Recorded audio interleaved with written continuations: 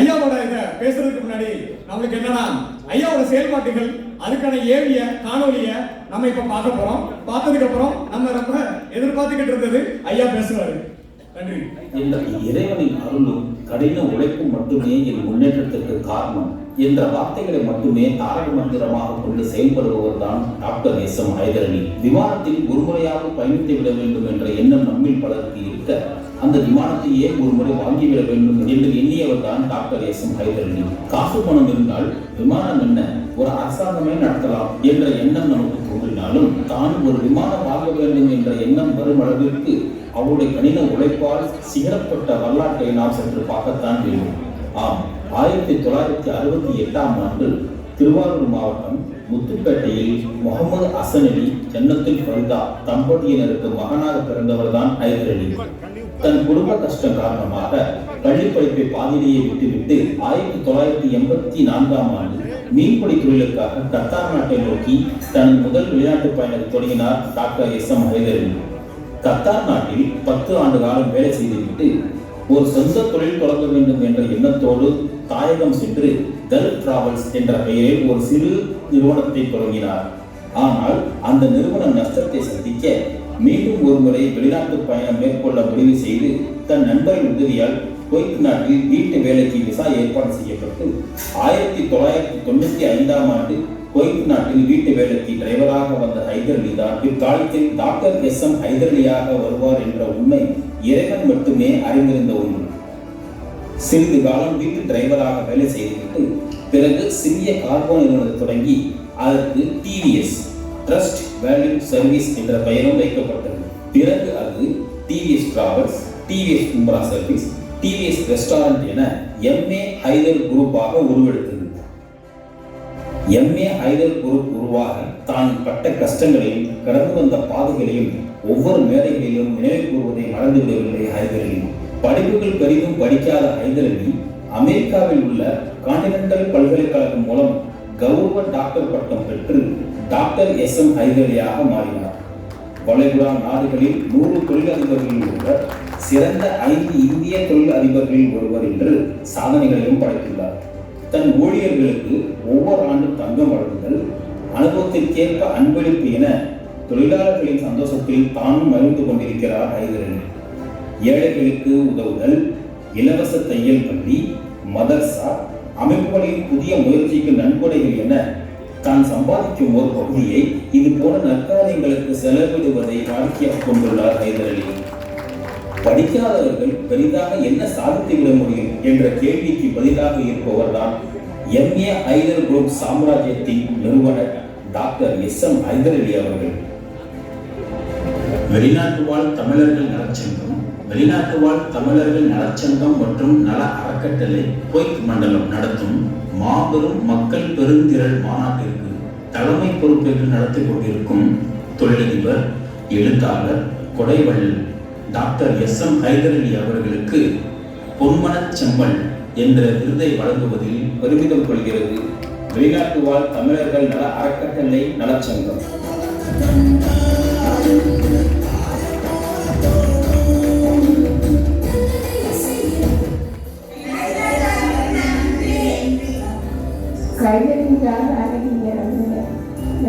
ரொம்ப நன்றி. நல்ல பேசுறீங்க, அன்பா இருக்கீங்க, அன்பா இருந்து பேசுனீங்க, ரொம்ப நன்றிங்க. என்ன காரணம்னா இந்த முடியாததுக்கு வந்து சக்கமாக வந்து எல்லாரும் நீங்கள் பார்க்கணும், உங்கள் பிள்ளை எல்லாம் நல்லா இருக்கணும், வந்து இருக்கணும். சார் நீங்கள் வந்து ரொம்ப சந்தோஷம் போயிட்டு இருக்கீங்க, நல்லா உங்களோட நல்லா வளரணும், நல்லா கல்வி எல்லாம் வந்து நல்லா வாழ வைக்கணும், ஏதாவது மக்கள் இங்கே வாழ வைக்கணும்.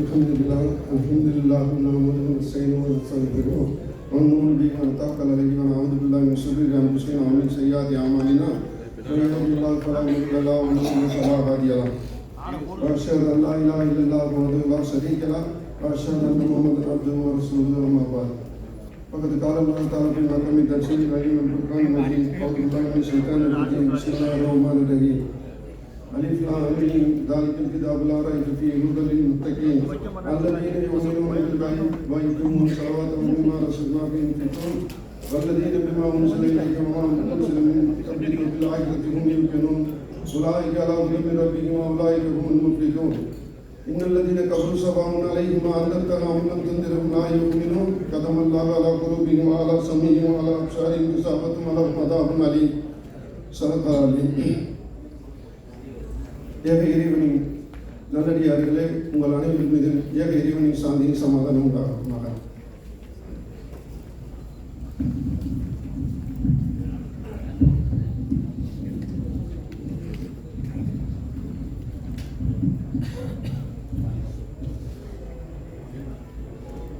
இன்ஷால்லா ரொம்ப இந்த கூட்டத்தை பார்த்து நான் ரொம்ப சந்தோஷப்படுறேன். ஏன்னா நான் சொன்னபடி போன வாரம் கொஞ்சம் கஷ்டமாக இருந்துச்சு மனசு. எங்கூட ஆளை காணுமேல கூட்டத்தை வரலைன்னு சொல்லி ரொம்ப வருத்தப்பட்டேன். அதுக்கப்புறம் லேட்டாக தான் வந்தேன். அது லேட்டாக ஆரம்பிச்சதுனால நம்ம லேட்டாக போக வேண்டிய ஆயிடுச்சு. ஆனால் நிறைய பேருக்கு சாப்பாடு கொடுக்க முடியாமல் போச்சு லேட்டாக போனதுனால. அதனால நீங்கள் எல்லாம் இன்றைக்கி முன்னாடி வந்துருக்குன்னு நினச்சி எனக்கு ரொம்ப சந்தோஷமாக இருக்குது. நான் இந்த நிகழ்ச்சிக்கு ஸ்பான்சர் பண்ணதுக்கு எனக்கு மனசு ரொம்ப பெருமையாக இருக்குது.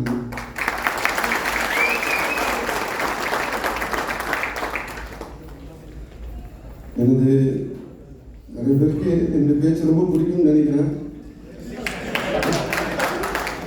அதுக்காக இந்த ஏழை ஊருக்கு போகாமல் இருக்கலான்னு சொல்லி அவ்வளோ ஓகே. அப்போ நான் பேசிட்டு போயிருக்கா பாவம் வந்திருக்கிறாங்க. அப்படியா அவங்க 7 பேர் பேசுறதுக்கு இருப்பி, அவங்க 2 பேர் பேச மாட்டேங்க, 2 பேர் பேசுறதுக்கு இல்லை. அதான் கடைசி வரைக்கும் இருக்குது. ஓகே, சந்தோஷம். இப்படிதான் இருந்தீங்கன்னா உங்களுடைய நிகழ்ச்சிக்கும் கண்டிப்பாக எல்லாரும் இருப்பாங்க. எல்லாரும் சொல்றேன், எல்லாரும் இயக்கத்துலையும் எங்கள் தலைவர் தான் வந்திருக்கிறீங்க. எல்லாரும் பேச்சையும் கேட்டு கடைசி வரைக்கும் இருந்தீங்க. எனக்கு சந்தோஷமா இருக்கு. நான் சுவாமி பண்ணுறதுக்கு இன்னும் வந்திருக்கிற நாங்கள் நம்ம தாயத்தில் வந்திருக்க அவர்களுக்கு சந்தோஷமா இருக்கு. மேடம் இடையில கேட்டு அந்த கூட்டம் அப்படி இருக்குமா இல்லை போயிருமான்னு கேட்டுட்டு தான் உட்காந்துருக்காங்க. என்ன பேச விட்டுருக்கலான்னு நான் கவலைப்படாது. கடைசி வரைக்கும் இருப்பாங்க. 10 மணி வரைக்கும் போக மாட்டாங்க. அதுக்குள்ளேயும் நாங்கள் கரெக்டாக கொண்டுட்டு வரும்னு சொல்லிட்டு இருக்கிறோம். அதனால என்னுடைய பேச்சு நிறைய கேட்டுருக்கனால நான் அந்த இதில் நான் நிறைய பேசலாம் நினச்சிக்கிறேன். இன்ஷால்லாம் அவங்களுக்கு வழி விடலாம். அதனால கொஞ்சம் குறைச்சி முடிஞ்ச அளவு கம்மியாக பேசிட்டு என்னுடைய விடப்பட்டிருக்கிறாங்க. ஆனால் என் பேச்சு எல்லாருக்கும் பிடிக்கும். என்ன காரணம் சொன்னால் அவங்களுடைய தமிழ்லேயே பேசுறதுனால, ஏன்னா நார்மல் தமிழில் பேசுறதுனால சிலவங்களுக்கு வேற என்ன சொல்றது அதர் லாங்குவேஜ் இந்த உருதுக்காரவங்க இந்த ஆந்திராக்காரவங்களாம் வந்துருக்கிறாங்க. நான் பேசுகிற ஸ்பீடு புரியாது. சிலங்க என்ன சார் உங்களுக்கு ஸ்பீடாக தெரியும், கொஞ்சம் பொறுமையாக பேசுங்க. எனக்கு கொடுத்துக்கிற 10 15 20 நிமிஷம் அதுக்கெல்லாம் நான் பொறுமையாக பேசினா எல்லாரும் நல்லா இருக்கு, எல்லாம் வந்திருக்கிறவங்க அப்படியே வாழ்த்துட்டு இதெல்லாம் முடிஞ்சு போய் என் மைக்க பிடிக்கிறாங்க. அதனால கொஞ்சம் ஸ்பீடாக போக வேண்டியிருக்கு. என்னோட தமிழ் மக்கள் கண்டிப்பாக என்னோட ஸ்பீடு புரிஞ்சுக்கிறதுன்னு சொன்னேன். அதனால அதுக்கப்புறமா அதை விளக்கி கேட்டு அப்புறம் நிறைய இடம் சொல்லியிருக்கிறேன். ரொம்ப சந்தோஷமா இருக்குது. என்ன பேசுறதுன்னு தெரியல. ஏன்னா எனக்கு முன்னாடி மைக்க கொடுத்துட்டாங்க. ஏன்னா நீங்க பேசுங்க. ஏன்னா அப்போ எல்லாரும் கொஞ்சம் சோர்வா இருக்கிறாங்க. கொஞ்சம் என்ன சொல்றது கொஞ்சம் உற்சாகத்துக்கு என்ன சொல்றது நம்முடைய நான் சொல்றேன் இல்லையா சார், உங்களுக்கு தான் சொல்றேன். நீங்க வந்திருக்கிறீங்க. உங்களுக்கு நான் கேட்டுக்கிறேன் என்னன்னு சொன்னா, எங்களுடைய பிள்ளைகள் இவங்க வந்திருக்கிறாங்க. ஒரு ஊர்லேருந்து வரும்போது எல்லாருமே நானும் தான் ஒரு 2 வருஷம் ஒய்ஃப்கிட்ட சொல்லிட்டு அனுப்பிவிடுவாங்க. வெளில அனுப்புவாங்க. ஒரு 2 வருஷம் இருந்துட்டாங்க. இந்த 8th ஊரில் போயிட்டு வந்தான். அவன் அந்த டிவி வாங்கிட்டு வந்துருக்கான், ஃப்ரிட்ஜ் வாங்கிட்டு வந்துருக்கான். அது எப்படி அதே மாதிரி நீங்க போயிட்டு ஒரு டிவியா ஒரு ஃப்ரிட்ஜா வாங்கினேன். இப்படியே காலகாலமா வரைக்கும் போயிட்டு கடலுக்கு போயிட்டு அன்னைக்கு கிடைக்கிறத வச்சு நம்ம குடும்பம் ஓட்ட முடியாது. இந்த 8th ஊரில் 2 வருஷம் போயிட்டு வந்தோம். நீங்களும் போயிட்டு சம்பாதிச்சுட்டு வாங்க சொல்லி அனுப்பி வைப்பாங்க. அது எல்லாருக்கும் உள்ளது. நம்ம வீட்டில் அப்படிதான் சொல்லி அனுப்பி வச்சாங்க. இதுல யாராவது சொல்லுங்க 2 வருஷம் சென்று நம்ம ஊரோட போய் செட்டில் ஆன யாராவது இருக்கிறோமா? வாய்ப்பே இல்லை. அதான் சொல்றேன், இன்னைக்கு நிலைமை அப்படிதான் இருக்குது. ஏன்னா 2 வருஷம்னு சொல்லிட்டு வரோம். வரும்போது கண்டிப்பா நம்ம காசு இருந்தா இங்க வந்திருக்க மாட்டோம். அவங்கள மாதிரி நம்ம டைரக்டர் மாதிரி அவங்க ராஜேஸ்வரி அம்மா மாதிரி ஊர்லயே நம்ம இருந்திருப்போம். நம்மளுடைய நிலைமை சரியில்லை. அதனால இங்க தான் வரணும் தலையிலிருந்து. அதனால வந்தோம். ஒரு 2 வருஷம் அங்கேருந்து வரும்போது கொஞ்சம் கடன் வாங்கிட்டு தான் வருவோம். எப்படி வரும் 50,000 இப்போ 2 லட்சம் ரூபா வரைக்கும் செலவாகுது. அதனால அந்த செலவு பண்ணிட்டு தான் கண்டிப்பா வர வேண்டியா இருக்கு. அந்த 2 லட்சம் ரூபாய் இங்க சம்பாதிச்சு அதை திருப்பி கடன் அடைக்கிறதுக்கு குறைஞ்சது 1 to 1.5 வருஷம் ஆயிடும். எல்லாரும் உண்மைதானே? அதனால சொல்றேன், இந்த 2 வருஷம் நம்ம சொல்லிட்டு வருவோம், ஏதாவது சேர்க்கலாம் ஒரு நம்பிக்கையில வருவோம். அங்க அப்புறம் நாங்க வரும்போதுதான் வந்து வரதட்சணை கொடுமை பயங்கர கொடுமையா இருந்தது, டவுரி கொடுமை. இப்பதான் பொண்ணே கிடைக்க மாட்டேன் அலைகிறாங்க. பொண்ணு பார்த்தவங்க உண்மையிலே இன்னைக்கு வந்து அவங்களாம் என்ன பெரிய என்ன சொல்ற அதிர்ஷ்டக்காரங்க. இன்னைக்கு 3 பொண்ணு 5 பொண்ணு வச்சுக்கிட்டா முன்ன 5 பொண்ணை பார்த்தா அரசன் ஆண்டி ஆகும் சொல்ல. அப்படின்னா கூட இன்னைக்கு 5 பொண்ணு இருந்தா அவன் தான் அரசன். இன்னைக்கு அந்த அளவுக்கு மாறி போச்சு. இதுக்கெல்லாம் காரணம் என்னன்னு சொன்னா நான் நிறைய சொல்லுறேன், நான் சொல்லிட்டு வரேன். ஏன்னா நான் என்ன சொல்றேன்னு சொன்னா, இந்த நம்முடைய 2 வருஷம் சொல்லிட்டு இங்க வர்றோமே வந்துட்டு நம்ம பிள்ளைகளை படிக்க வைக்கணும், நமக்கு நிறைய கடமைகள் இருக்குது. 1 2 பிள்ளையா இருக்கு, 2 3 பிள்ளையா இருக்கு. இருந்தாலும் வந்து நீங்க பார்க்கலாம், பாக்கியராஜ் சார் தான் சொல்லுவாரு, ஐயா நீங்க இவ்வளவு சந்தோஷமா இருக்கு, எப்படி காரணம்னு சொன்னேன். ஏன் எனக்கு தெரியல என்ன இல்ல, இந்த ஊருக்கு வரியா, ஊருக்கு வரும்போது ரொம்ப சந்தோஷமா வரியா, ஆனா நான் வந்துட்டு போகும்போது மனசு வரும்போது கவலையா இருக்கு, போகும்போது கவலையா தான் இருக்கு. என்ன காரணம்? இந்த பொண்டாட்டி பக்கத்துல இருக்கிற அதான் பிரச்சனையா இருக்கு. புரியுன்னு நினைக்கிறேன். உங்களுக்கு 2 மாசம் 2 வருஷம் நீ ஊருக்கு போறியா, 2 மாசம் போகும்போது அந்த பொண்டாட்டி பிள்ளைகளை பார்க்கும்போது ரொம்ப சந்தோஷமா இருக்கு. ஆனா கூடவே இருக்கிறாங்க பாருங்க, எப்படி சொல்லுன்னு தெரியல, வருத்தப்படாம இருக்கு. ஏன்னா நம்ம அவனுக்கு கொடுத்து வச்சாலே அந்த 2 மாசம் 3 மாசமே நம்ம என்ஜாய் பண்ணுவோம், நல்லா ஜாலியா இருப்போம். ஆனா அது கடன் வாங்கிட்டு போவோம், அதான் வேற விஷயம். ஆனா கொஞ்சம் ஜாலியா இருப்போம், சரியா? ஆனா நீங்க அந்த ஊர்லயே இருக்கிறவங்களை பாருங்க, அவங்க 2 பேரும் நான் நிறைய இடத்துல பார்த்துக்கிறேன், நிறைய விழாக்கள்ல பார்த்துருக்கேன், எங்கேயாவது ஊர் சுற்றுற இடத்துல பார்ப்பேன். 2 பொண்டாட்டி புருஷன் இருப்பாங்க, மூஞ்சிய விடியாது. என்னடா மூஞ்சிய விடிய மாட்டே, ஆமா இவன் கூடவே காலம் வச்சுக்கிட்டே இருக்கிறேன். இது எல்லாருக்கும் உள்ள சகஜம். ஆனா அங்கிட்டு பார்த்தா ஒரு ஜோடியா ஜாலியா நல்லா இருக்கேன். நான் கேட்பேன், இந்த வந்து ஜோடி இது ஏன் மூஞ்சி சரியில்லை, அந்த ஜோடி நல்லா இருக்கு, அது தள்ளிக்கிட்டு வந்தா அதனால கொஞ்சம் சந்தோஷமா இருக்கிறேன். இது வந்து எல்லாருக்கும் இல்லை. ஆனா நான் சொல்றேன், நம்ம கஷ்டப்படுறதுக்கு இங்க வந்தா 2 வருஷம் இருந்துட்டு போயிடலாம். நம்முடைய சம்பாத்தியத்தை அதை வந்து வந்துட்டு ஒரு 2 வருஷம் சம்பாதிச்சுட்டு போய் ஊர்ல போய் ஏதாவது தொழில் பண்ணலாம், சொந்த தொழில் பண்ணிட்டு இருந்தெல்லாம் சொல்லிட்டு வரோம். ஆனால் முடியல, யாருக்கும் முடியல. தலை எழுத்து அது முடியவே முடியாது, வாய்ப்பே இல்லை. அதனால நம்ம கடைசி வரைக்கும் இது எல்லாருக்குமே தெரியும். 2 வருஷம் இங்க இருந்தேன்னு சொல்லிட்டு எனக்கு தெரிஞ்ச கிடையாது, யாருமே போன கிடையாது. 2 வருஷம் வருவோம், சம்பாதிப்போம், கொஞ்சம் கடனை வாங்கிட்டு வந்த கடனை அடைப்போம், முடிஞ்சிடும். போகும்போது பிள்ளைகளுக்கு ஏதாவது நாங்கள் வாங்கிட்டு போகணும், பொண்ணாட்டிக்கு ஏதாவது ஒரு தோடா வாங்கிட்டு போகணும், ஏதாவது போகணும். சரி பக்கத்தில் உள்ள நண்பர்கள்ட்ட போயிட்டு ஏதாவது 1 2 கடன் வாங்கிட்டு மறுபடியும் கடன் இங்கே ஆயிடும். அந்த கடன் முடிஞ்சிடும், இங்கே கடன் ஆயிடும். உண்மைதானே அது? ஏன்னா எல்லாருக்கும் உள்ளது. அதான் சொல்றேன், என் வாழ்க்கையில் நடந்ததான் சொல்ல, அது உங்க வாழ்க்கையில் நடந்திருக்கு, அதான் சொல்ல. இன்னைக்கு இருக்கிற வாழ்க்கையில நம்மளுடைய ஒண்ணுமே இல்லை. வாழ்க்கைங்கிறது ஓடிக்கிட்டு இருக்குது, அது எப்ப வேண்டாம் நிக்கி. அந்த ஓடுற வரைக்கும் நம்முடைய வாழ்க்கையை கொஞ்சம் ஜாக்கிரதையா கொண்டுட்டு போகணும். அதுதான் நான் சொல்றது. போன மேடையில பேசுனேன், நீங்க எல்லாரும் யூடியூப்ல பார்த்துருப்பீங்க. அதான் சொல்றேன், யாரையும் நம்பாதீங்க. உங்களுடைய சேவை உங்க கையில இருக்கிற வரைக்கும் நீங்க ராஜா. நீங்க வேற யாருக்கும் உங்க பணத்தை நீங்க கொடுத்துட்டீங்கன்னு சொன்னா அதை நீங்க அப்புறம் ஒண்ணுமே செய்ய முடியாது, வாங்கணும்னு நினைச்சா கூட முடியாது. ஏன்னா இன்னைக்கு இருக்கிற சூழ்நிலை அப்படி இருக்குது. யாரையும் நம்பாதீங்க.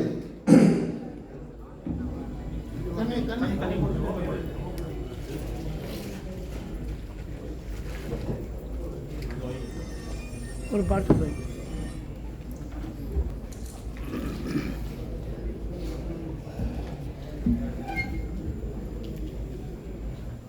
எட்டு 44 ஆச்சு. எங்களுக்கு சொல்லிக்கிட்டே இருக்கிறாப்ல, என்ன முன்னாடி பேச விடுங்க, யாரு முன்ன பேச போறாங்க, முன்ன பேசுறாங்க. அப்பயே பேர் சொல்லுங்க, ஆகா என்னை கூப்பிட்டாங்க ரொம்ப சந்தோஷம், நான் பேசிடுவேன் அப்படின்னு. உங்களை பேச கூப்பிடலாங்க, போர் கூப்பத்தை கூப்பிட்டுருக்காங்க. அந்த மாதிரி வர்ற ஆளுக்குலாம் பயம். ஏன்னா ஒரு பாக்கியராஜ் சார் வந்து உங்களுக்கு எல்லாரும் தெரியும். எல்லாரும் பேசிக்கிட்டே மணி 10 மணி ஆச்சு, எல்லாம் போயிட்டு இருக்காப்ல. அப்ப என்னை எதுக்கு கூப்பிட்டேன்னு கேட்டேன். சரியான வார்த்தை, எதுக்கு கூப்பிட்டேன்? ஏன்னா நம்ம மக்கள் அப்படி இருக்குது. கரெக்டா 9 to 10 மணி வரைக்கும் தாக்க முடியும். 10 மணிக்கு மேல எல்லாம் நாளைக்கு வேலை இருக்குன்னு சொல்லிட்டு போறதுக்கு இருப்பாங்க. இருந்தாலும் நம்ம என்ன சொல்ற ஒரு கலந்துரை சொன்னாப்புல எனக்கு வந்து அது பிடிச்சது. நான் வந்து பைக்ல வந்து அவங்கள்ட்ட கேட்கிற கேள்விக்கு நான் பதில் சொல்லணும், அது கொஞ்சம் இன்ட்ரெஸ்டா கொண்டு போவேன், அதை எனக்கு செய்ய சொல்லுங்கன்னாப்ல.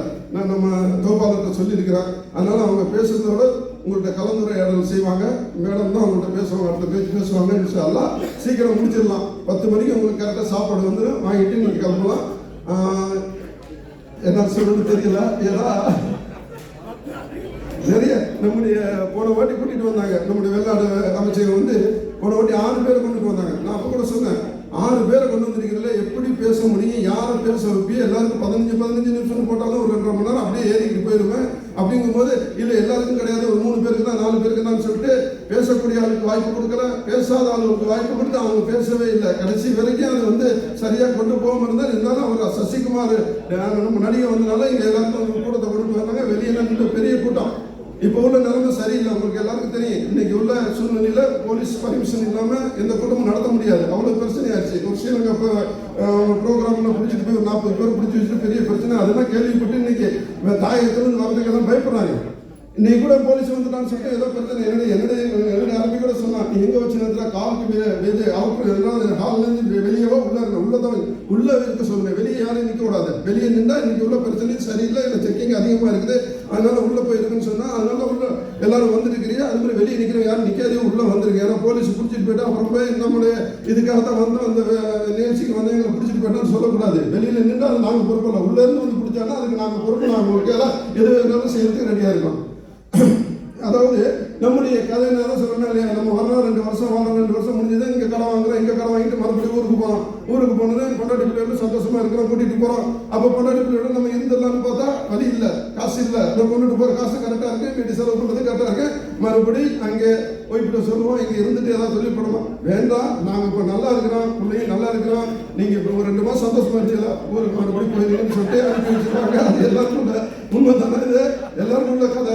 அது மாதிரி சொல்றேன், போயிட்டு வரும்போது அது 2 வருஷம் மறுபடியும் இன்னொரு குழந்தை ஆயிரம். அது வந்து அது ஸ்டார் அது நடக்கிற சகஜம். அதனால நம்மளுக்கு குடும்பம் பெருசாக நம்முடைய அப்புறம் வளர பிள்ளைகளுக்கு படிப்பு வரும், அடுத்தது நம்ம பிள்ளைகளுக்கு பெருசாக கல்யாணம் பண்ணணும். இப்படி நம்முடைய வாழ்க்கை, ஒவ்வொருடைய வாழ்க்கையும் எல்லாருக்கும் இந்த ஒரு கடமை நடந்து கொண்டே இருக்குது. இந்த கடமையினாலதான் ஒரு ஆம்பளைப்பட்ட ஒரு ஆணாப்பட்டவன் எல்லாத்தையும் சமாளிச்சு அவன் தாங்கிக்கிட்டு எவ்வளவு கஷ்டத்தை, தனக்கு சாப்பாடு இல்லாம எனக்கு தெரிஞ்சு எனக்கு தன்னுடைய சாப்பாடை தன்னுடைய ஒய்ஃபுங்க பிள்ளைகளுக்கு குடும்பத்துக்கு அனுப்பிட்டு இங்க பட்டையா கிடக்கிற எத்தனை பேர் இருக்கிறாங்க தெரியுமா? எனக்கு தெரிஞ்சு நிறைய பேர் இருக்கிறாங்க. அதனால தான் சொல்றேன், இது உண்மை. இது நிறைய பேர் 2 வேளை சாப்பாடு, சரியான 3 வேளை சாப்பாடு இல்லாம தன்னுடைய குடும்பம் நல்லா இருக்கணுங்கிறதுக்காக இந்த கிடைக்கிற காசு சம்பளம் பத்தாம அவங்களுடைய குடும்பம் செலவு அதிகமாக அவங்க வந்து இங்க தன்னுடைய கஷ்டத்தை குறைச்சிக்கிட்டு, தன்னுடைய கஷ்டத்தை பெருக்கிட்டு, தன்னுடைய குடும்பத்தை நல்லா இருக்கணுங்கிறதுக்காக நிறைய பேர் அவங்களுடைய கிடைக்கிற சம்பளத்துல ஒரு பைசா கூட எடுத்து வைக்காம ஊருக்கு அனுப்பின நிறைய சகோதரர்கள் இங்க இருக்கிறாங்க. அவர்களுக்கு நான் நன்றி சொல்லணும். ஏன்னா இன்னைக்கு வந்து நம்ம நிலைமை வந்து வேற ஒன்றும் இல்லை, வழி இல்லை. நம்ம வந்துட்டா ஊர்ல தொழில் இல்லை, ஒன்றும் செய்ய முடியல. செஞ்சதுக்கு அங்கே எவ்வளோதான் முயற்சி பண்ணாலும் ஏதாவது நஷ்டம். நான் கத்தாரில் இருந்த 10 வருஷம் இருந்தேன், நல்லா சம்பாரிச்சுட்டு ஊருக்கு போனேன். ஊருக்கு போயிட்டு நான் எனக்கு தெரிஞ்ச டிரைவர் தானே, டிரைவர் ஒரு வண்டியை வாங்கி நான் ஒரு கடை வச்சுக்கிட்டு ஒரு சின்ன ஒரு ஷாப் ஒன்று வச்சுக்கிட்டு உட்காந்துருந்தேன். நல்லா தான் போயிட்டு இருந்துச்சு, ஒரு 6 மாதம் நல்லா போயிடுச்சு. ஊரில் இருக்க விடுவாங்களா? என்ன நடந்துச்சு எங்கள் ஊரில் உங்களுக்கு தெரியும், அடிக்கடி இந்த இந்து முஸ்லீம் சண்டை வர, அது தீபாவளிக்கு ஒரு சண்டை, அச்சு பெருநாக்கு நோம்பு பெருநாக்கு சண்டை, இப்படி ஒரு சண்டை வந்துச்சுன்னு வைக்கிறேன். அப்போ என்னன்னு சொல்லுவோன்னு செய்ய முடியும், அவ்வளவு வேதனையான நிலைமைனா நடக்கும். அப்போ நான் வாங்கின வண்டியை உடைச்சுட்டா, என்னுடைய கடையை கொடுத்து விட்டாலும் வேற வழி இல்லை. மறுபடியும் நான் 10 வருஷம் சம்பாதிச்சு கொண்டு போனேன், என்னுடைய முதலீடெல்லாம் போயிடுச்சு. அப்படி வாழ்ந்த என்னுடைய வாழ்க்கை தான் சொன்னேன். அதுக்கப்புறமா அங்கே இருந்து ஒண்ணுமே செய்ய முடியல. என்னடா இது, நம்ம 10 வருஷம் கத்தாரில் அவங்களை சம்பாதிச்சு அவ்வளவு கடல்ல கடந்து மீன் பிடிச்சி, இந்த அவங்களுக்கு தெரியும் கடல்ல மீன் பிடிக்கிறவங்களுக்கு தெரியும் அந்த கஷ்டம். அப்படிப்பட்ட கஷ்டத்துல இருந்து சம்பாதிச்சுட்டு போன என்னுடைய தொழிலே நாசமாக்கிட்டாங்க, அது அந்த சண்டையினால. அதனால அதுக்கப்புறமா நான் பார்த்தேன், சரி என்னுடைய டிரைவர் தொழில் இருக்குன்னா என் ஃப்ரெண்டு 100 ரூபாய்கிட்ட சொல்லி நீங்க வேற எந்த நாட்டுக்கு அந்த நாட்டுக்கு மறுபடியும் போக மனசு இல்லை, கெட்டது வெக்கமா போச்சு. மறுபடியும் திரும்பி நான் வரமாட்டேன்னு சொல்லிட்டு நம்ம நாட்டுக்கு அந்த கத்தாருக்கு போயிட்டு வந்தேன். ஆண்டவன் எப்படி எல்லாம் மாத்திரம் பாருங்க தலையெழுத்த. கத்தாரில் இருந்து என்னால் முடிஞ்சது ஒரு அளவு தான் சம்பாதிக்க முடிஞ்சது. ஆனால் கோயத்துக்கு வந்தேன், அந்த தொழில் தெரியும். அந்த டிரைவருக்கு போகலான்னு போனால் கம்பெனி விசா கிடைக்கல. சரி வீட்டு விசாக்கு வந்தேன். வீட்டு விசாக்கு வந்திருந்தேன். என்னுடைய ஃப்ரெண்டு சொன்னான், நான் இந்த சபாயி அவங்களுக்கு தெரியும், ஒரு பதி ஏரியா அந்த பக்கம்னா வந்து ஒரு குடும்பத்துக்கு ஒரு கண்டிப்பாக ஒரு 10 வண்டி அவனுக்கு, அது 10 மாட்டு இந்த பக்கம் அந்த பக்கம் கட்டி போட்ட மாதிரி இருப்பானோ, அது கதவுன்னு டெய்லி எந்த கதவுனா அது நம்முடைய தலையெழுத்து. அந்த பக்கம் இருக்கிறவங்களுக்குலாம் தெரியும். ஏன்னா இங்கே சிட்டி பக்கம் இருக்குன்னா 2 காலம் 3 காலம் தான் வச்சிருப்பாங்க. குழந்தைகளையும் கம்மியாக பெற்றிருப்பாங்க. அங்கிட்ட உள்ளவங்களாம் குறைஞ்சது 10 பிள்ளையாவது பெற்றிருப்பாங்க. அப்போ 10 பிள்ளைக்கு 10 வண்டி இருக்கு. அது என்ன கழுவிட்டாங்கன்னு தலையெழுத்து, அது டிரைவருக்கு கத்தாம இருக்கிறது கஷ்டம். அப்படிப்பட்ட கஷ்டப்பட்டு அந்த வீட்டில் நான் அங்கே சபையில் இருந்து அந்த வீட்டிலேருந்து வெளியாகி, அந்த வீட்டில் அவ்வளோ கஷ்டப்பட்டு வெளியே வந்து நான் சாப்பிட்டு கூட சொல்லிக்காருனேன். ஒரு பொண்ணுட்டு அந்த பொண்ணு நான் வெளியே வந்து ஒரு டாக்ஸி டிரைவர் ஒரு வண்டி எடுத்து ஓட்டி ஏதாவது எப்படியாவது பிழைக்கணும். எப்படியாவது நான் முன்னாடி வரணும். என்னடா ரஜினிகாந்த் வர்றாங்க, வரும்போது ஒரு ஒரு டிரைவரா வர்றான், வந்ததுக்கு அப்புறம் ஜெயிச்சு இது பண்ணி பெரிய ஆளாயிடுறாங்க. ஏன் நம்மளால முடியாது? படத்தை பார்த்து தான் நான் நினைச்சேன். ஆனா படத்தை பார்த்து நம்ம ஏமாந்தது அப்புறம் தான் தெரிஞ்சது. மனிதனால இந்த 3 மணி நேரம் 4 மணி நேரம் படத்தை பார்த்து நம்ம சாரி சார், டைரக்டர் சார் படத்தை பற்றி உங்க படத்துக்கு நீங்க மாத்திக்கிறீங்க எனக்கு தெரியாது. ஏன்னா அதை நினைச்சீங்க படத்தை பார்த்து நிறைய பேர் வீணா போயிடுறாங்க. ஆனால் நல்ல படம் எடுத்தீங்கன்னா அந்த படத்தை நான் வந்து சந்தோஷப்படுறேன். நல்ல படங்களா கொடுங்க. நீங்க நிறைய நல்ல படம் கொடுத்தீங்க. அதனால என்னால மறந்துட்டு பேசுறேன். அன்னைக்கு ஒரு மாதிரி பேசுறேன். டைரக்டர் இருக்கிறாரு, என்ன நம்ம பக்கத்தில் வச்சு திட்டிக்கிறாங்க. அதுக்காக என்னால நான் சொல்லிக்கிறேன், ஒரு மன்னிப்பு கேட்கிறேன். ஏதாவது உங்களை குற்றம் வர ஏதாவது நிறைய போறீங்கன்னா அட்ஜஸ்ட் பண்ணிக்கிறீங்க. நாளைக்கு சாப்பாடு தரோம் பார்த்துக்கிறேன்.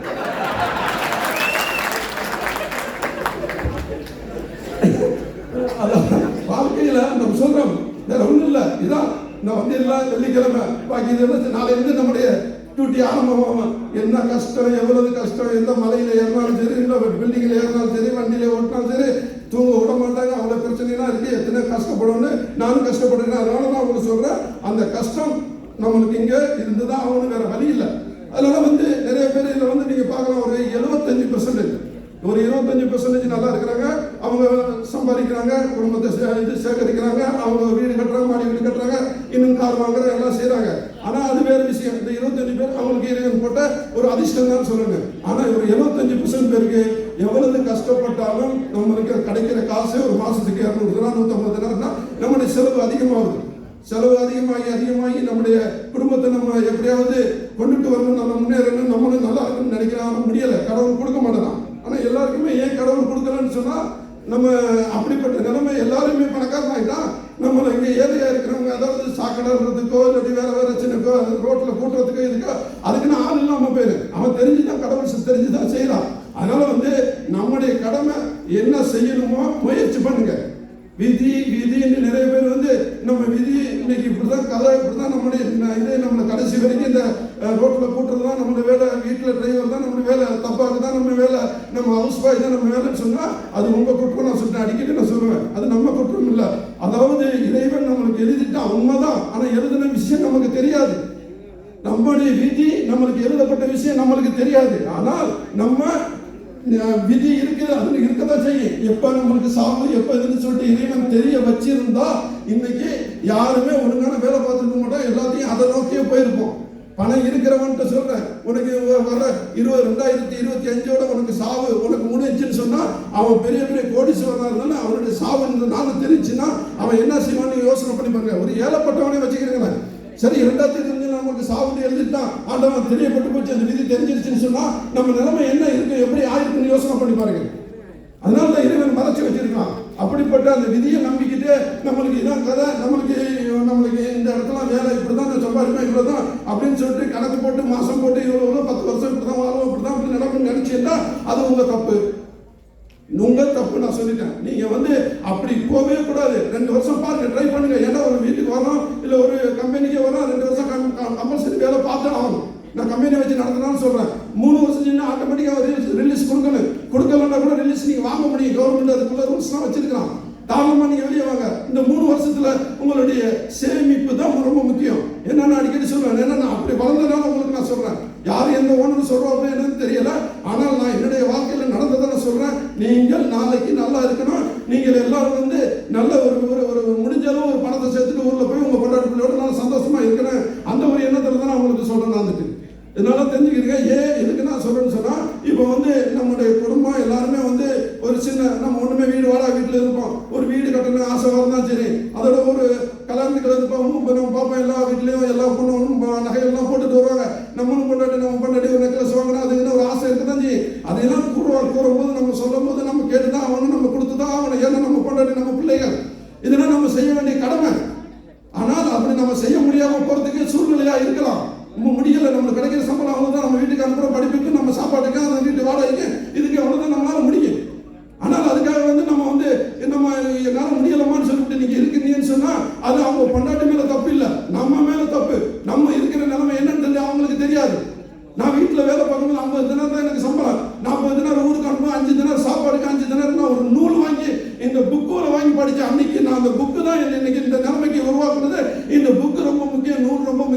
அந்த நூலெல்லாம் நான் படிச்சதுனால தான் நான் என்னுடைய ஒரு அறிவு வளர்ந்ததுக்கு காரணம் அந்த நூலகத்தில் உள்ள நூல்கள் தான் எனக்கு ரொம்ப முக்கியமான என்னுடைய உங்களுக்கு அடிக்கடி நான் சொல்றேன் உங்களுக்கு எல்லாம் இப்போ உங்களுக்கு வந்துருச்சு, வாட்ஸ்அப் வந்துருச்சு, யூடியூப் வந்துருச்சு, ஃபேஸ்புக் வந்துருச்சு, இதை வச்சு நீங்க போகலாம்.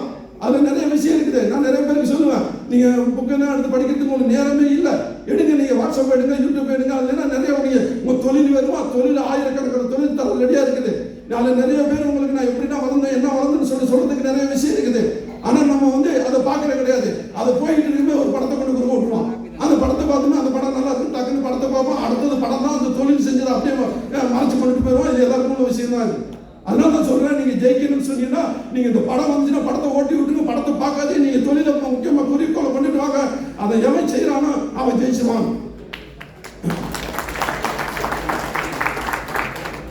என்னன்னா அதான் சொல்றேன், என்னப்பா இன்னைக்கு வந்து நல்லது, அதாவது கம்ப்யூட்டர் கண்டுபிடிச்சது, அந்த மொபைலை கண்டுபிடிச்சது எல்லாமே நல்லதுக்கு தான். ஆனா நல்லதை நம்ம யூஸ் பண்ணினோம்னா நல்லது கிடைக்கும். அதை நம்ம தப்பா யூஸ் பண்ணா தப்பான வழிக்கு போவோம். அதனால சொல்றேன், ஏன்னா இன்னைக்கு நான் ஒரு வாட்ஸ்அப்பை பார்த்தேன். இன்னைக்கு ஒரு இன்னைக்கு வந்து நான் இது தெரியும் உங்களுக்கு, கல்கட்டாவில் நடந்த பெண்களுடைய ஒரு டாக்டர் கொல்லப்பட்டது, அவங்க எவ்வளவு கொடூரமா கொல்லப்பட்டது உங்களுக்கு எல்லாருக்கும் தெரியும். எவ்வளவு நாளாச்சு, ஒரு 6 மாசமாச்சு. இது நல்லா போயிட்டே இருந்துச்சு. என்ன ஆச்சு, சரி அவனை பிடிச்சாச்சு, இவனை பிடிச்சாச்சு, எல்லாரையும் பிடிச்சாச்சு. நம்ம நினைச்ச எல்லாரையும் பிடிச்சிட்டா, சரி ஓகே அவனுக்கு ஏதோ ஒரு தண்டனை கிடைக்கும்னு நினைச்சிருந்தான். அப்படியே கதை மாறி இன்னைக்கு என்ன போச்சு, எங்க போச்சுன்னு தெரியல. அவன் வெளியே போயிட்டான், எல்லாம் போய் ஒண்ணுமே நடக்கல. பாவம், ஒரு அநியாயமா ஒரு டாக்டர் கொல்லப்பட்டு, அது கொடூரமா கொல்லப்பட்டு இருக்கிறாங்க. அதுக்கு ஒரு தண்டனை கிடையாது. அதே இந்த நாளாக என்ன நடக்கும் நீங்க யோசிச்சு பாருங்க. எவனையும் பார்க்க மாட்டான். துபாயில பக்கத்துல அவன் 2 பேரும் அடிச்சுட்டு ஒரு மண்டையில ஒரு கட்டை எடுத்து அடிச்சுட்டான். உடனே அவனுக்கு ஸ்பாட்லேயே அவுட்டு. உடனே பிடிச்சான், ஸ்பாட்ல பார்த்து வீடியோ கேமரா எல்லாம் எடுத்தான், டக்குன்னு கூப்பிட்டான். ஒரு நான் தங்கி இருக்கிற ஹோட்டல் பக்கத்துல உடனே ஒரு வீடியோ கூப்பிட்டான். டக்குன்னு ஒரு 4 நீதிபதி வந்தான். உடனே தீர்ப்பு சொன்னான். அந்த இடத்துல போட்டான், தூக்கு போட்டு பப்ளிக்ல போட்டு. அந்த யாருமே சண்டை போட்டா கூட கையில கத்தியோ கம்பை எடுக்கிறதுக்கு பயப்பட வேண்டிய சூழ்நிலை இருக்குது. நம்ம நாட்டில் அப்படியா இருக்குது. எவ்வளவு வேதனை இல்லை. இப்படி எல்லாம் இருந்துச்சுன்னா இந்த தண்டனைங்கிறது இல்லாதனாலதான் நம்ம நாட்டுல நிலைமை ரொம்ப மோசமா போயிட்டு இருக்குது. நம்ம பொண்டாட்டி பிள்ளைகளை விட்டுட்டு வந்திருக்கோம். நம்ம பிள்ளை படிக்க போகுது, காலேஜ் போகுது, வயசுக்கு வந்த பிள்ளை நல்லா அழகா இருக்கலாம். அந்த பிள்ளையை நம்ம பாதுகாப்பா கொண்டுட்டு போறோம்னு சொன்னா, நான் உன்னை நம்பி அரசாங்கத்தை நம்பி விட்டுருக்கிறேன், போலீஸ்காரனை நம்பி விட்டுருக்கிறேன், உன்னை சுத்தி இருக்கிற நண்பர்களை நம்பி நான் விட்டுருக்கிறேன். ஆனா இன்னைக்கு இப்படி எல்லாம் நிலைமை நடக்குது. இந்த என் குடும்பத்தை காப்பாற்ற நான் இங்க வந்து காத்திருக்கிறேன். 2 வருஷத்துக்கு தான் நான் வர முடியும். என் பிள்ளைங்க என் பொண்டாட்டி யார் காப்பாத்துவா? உனக்காக நான் வரி கட்டுறேன், உனக்காக நான் எல்லாமே இந்த ஊர்ல உட்காந்து நான் என்னுடைய பணத்தை எல்லாம் உனக்கு கவர்மெண்ட்டுக்காக நான் அனுப்பிட்டு இருக்கிறேன். அப்ப நீ எனக்கு என்ன இது செய்கிறா? அதான் நான் கேட்கிறேன், வேற ஒன்றும் கிடையாது. இந்த மாதிரி நிலைமை நடக்கிறது. இந்த நிலைமை நடக்கும்போது அப்ப என்னதுன்னா, சட்டங்கள் சரியில்லாம நம்மளுடைய பிள்ளைகள், நம்மளுடைய கொண்டாட்டிகளுக்கு பாதுகாப்பு இல்லாம இருக்குது. ஒவ்வொரு நாளும் 2 பொண்ணு 3 பொண்ணு கெடுக்கப்பட்டு அந்த 3 நாளைக்கு முன்ன பார்க்குற சூட்கேஸ்ல வெட்டி அப்படியே எல்லாம் இது பண்ணி அப்படியே சூட்கேஸ்ல தூக்கி போட்டுருவான். யார் கேட்கிறா, என்ன கேட்கிறா? இதெல்லாம் காரணம் என்ன? வைத்தறிச்சலா இல்லையா? நம்ம பொண்டாட்டி பிள்ளைகளை விட்டுட்டு வந்து இங்க இருக்கிறோம். நமக்கு என்ன ஒரு நம்மளோட குடும்பத்தில் நடந்து யோசிச்சு பாருங்க. இங்க என்ன செய்யறானோ உடனே கூப்பிடுறான். அந்த தன்னுடைய குடும்பத்துல உங்களுக்கு தெரியும், இப்ப சவுதியில் நடந்த குடும்பம் தெரியும். அது பெரிய பணக்காரன், அவன் பெரிய பணக்காரன், அவன் கொல்லப்பட்டவனு பெரிய பணக்காரன். அவன் குடும்பமே வந்து அவனை வந்து கெஞ்சிடாப்ல. அவனுக்கு கவர்மெண்டே நீ கொண்டியல்ல கொண்டது உண்மைதான், போடவன தலை வெட்ட சொல்லிட்டான். அப்ப இந்த குடும்பம் யார் தலை வெட்ட சொன்ன குடும்பத்திட்ட போய் தலை வெட்டக்கூடிய குடும்பம் போய் கெஞ்சி எவ்வளவு கெஞ்சனா நீங்க வீடியோவில் டிவிலையும் பார்த்துக்கலாம். இதே மாதிரி நம்ம எல்லாம் வந்தா எவ்வளவு பணம் தரத்துக்கு ரெடியா இருக்கான், அவன் தரத்துக்கு ரெடியா இருக்கான். என்னுடைய சொத்து அவனையும் தரத்துக்கு ரெடியா இருக்கிறேன், என் பிள்ளைய கொண்டாதாங்கிறான். அதெல்லாம் கிடையாது. நீ கவர்மெண்ட் என்ன சொல்றான், ரத்தத்துக்கு ரத்தம், அது கொலைக்கு கொலைதான். அதுக்கு நீ உனக்கு ஒரு மன்னிப்பு வேணுமா? உனக்கு கொல்லப்பட்ட அந்த தாப்பன்ட்ட போய் கேளு. அவன் தாப்பை மன்னிச்சா நான் வந்து கவர்மெண்ட் நான் உங்களை வெளியே விடுறதுக்கு ரெடி. தாப்பன் காசு உள்ளவன். அவன் என்ன சொல்றான், என் பிள்ளை எப்படி துடிச்சு ஆகணுங்கிறான். அதே மாதிரி அங்க அந்த டாக்டர் கொல்லப்பட்ட அந்த தாய் தகப்பன் கேட்டா அவனுக்கு சரியான தண்டனை கொடுக்கணுங்கிறாங்க. கவர்மெண்ட் இங்க உள்ள கவர்மெண்ட்டுக்கு அங்க உள்ள கவர்மெண்ட்டுக்கு உள்ள வித்தியாசம் பாருங்க. எவ்வளவு வேதனையா இருக்குது. நம்ம எவ்வளவு நம்பிக்கையில் இங்க வந்திருக்கோம். அப்ப நம்ம குடும்பத்துல நடந்தா என்ன நடக்க யோசனை பண்ணி பாருங்க. தீவிரவாதி உருவாகிறான், தீவிரவாதி எங்க இருந்து உருவாகிறான்?